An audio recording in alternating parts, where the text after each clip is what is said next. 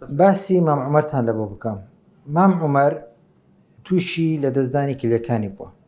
کریاتینێنەکەی 8.6 بوو، یوریای بەرز بوو، کەمخین بوو، هات سەردانی مێرەبانی کرد، بەردی زەرداوی هەبوو، ژانی زۆر بوو، سێڤڕال سمۆڵ ستۆنی هەبوو، باشە یعنی مەجموعەک بەردی زۆری هەبوو. لە هەمان کاتیشدا فتقەکەی لای چەپەی زۆر ئەستور بوو، ئەزیەتی دابوو، یعنی ئەوە ژیانی نەمابوو. هات سەردانی کردین، نردمە لای دکتۆر عەلی، گوتمان چی لێ بکەین، ڕاوێژی دکتۆری کلێمان کرد، 2 ڕۆژ لەسەر یەکتری غەسلمان لە بۆی تەرتیب کرد، پاشانەکە کە حازر کرا هی ئەوڕۆکە نەشتەرگەریەکەمان لۆ کرد. الحەمدولیلا بەسەر کەوتووی، ئەوەش فەزلی خوای گەورەیە کەوا میهرەبانی بە تیم ئیش دەکەین، هەموو دکتۆرە پسپۆرەکانی تێدایە لە نەخۆشخانەی نەشتەرگەری میهرەبانی 131 دکتۆر بەیەکەوە کار دەکەین و بە نیزامی تیم وۆرک لە ناو خەستەخانەی میهرەبانی لێیەکە یەکێکە لە هۆکارەکانی سەرکەوتن، مخدری زۆر زیرەک، ئەوە دەبێتن بە جوانی بە حەزەر بەنجی بدرێتێ و هەروە بە تیم وۆرک بە کۆمەڵ ئیشمان لە بۆ کرد و الحەمدولیلا نەجاحەتی هێنا بە پشتیوانی خوای گەورە. پێشەشی ئەسەلام عەلەیکوم وەڕەحمەتوڵڵی وبەرەکاتوه. دەستخۆشی لە خەستەخانەی میهرەبانی دەکەم، بەڕاستی ناوەکەی بەخۆوەیتی الحەمدولیلا، بەڕاستی کەسانی زۆر بەڕێز و ڕێک و پێشی تێدایە، لە خوای بەزیاد بێ سوپاسان دەکەین.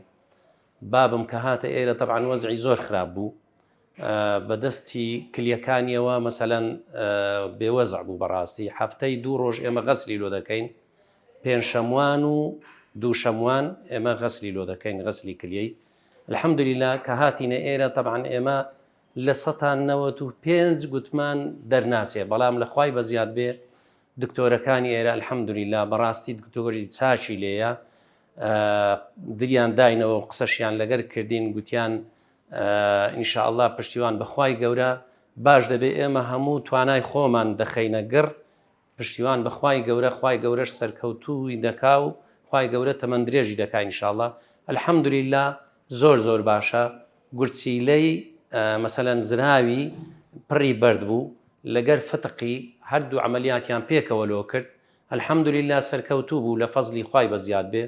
دەستخۆشی لە کارمەندەکانی خەستەخانەی مەهرەبانی دەکەم، لە خوای بەزیاد بێ ئێمە بەڕاستی ئەوەلەن تەسمیلی خوامان کرد، دووەمین تەسمیلی خەستەخانەی مەهرەبانی و کاک دکتۆر دلێر بەڕاستی یعنی لێوە شاوەیە الحەمدولیلا، یعنی دلێر ناوەکەی بەخۆیتی، لە خوای بەزیاد بێ سوپاسی دەکەین بەڕاستی. الحەمدولیلا ئێستا سەرکەوتوو بوو لە عملیاتەکەی، لە فەزلی خوای بەزیاد بێ زۆر سوپاسان دەکەم.